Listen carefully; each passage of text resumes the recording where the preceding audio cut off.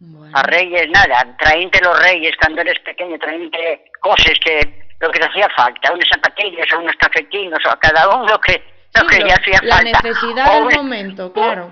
eso es, una pelota, a pelotes y a eso. Mm. Yo me acuerdo la primera muñeca que yo me trajeron los Reyes, trajeronmela en casa de mi abuela, era de cartón, era muy guapa y me parecía tan guapa, hacía. Y el primer día rompiéronmela porque yo cogíla y no quería soltarla, y mis hermanos todos querían coger aquella muñeca, eran más pequeños, querían Oh, aquella muñeca, ellos tiraron para un lado y yo tiré para el otro y quedó sin brazos ya, ay, la qué muñeca, pena.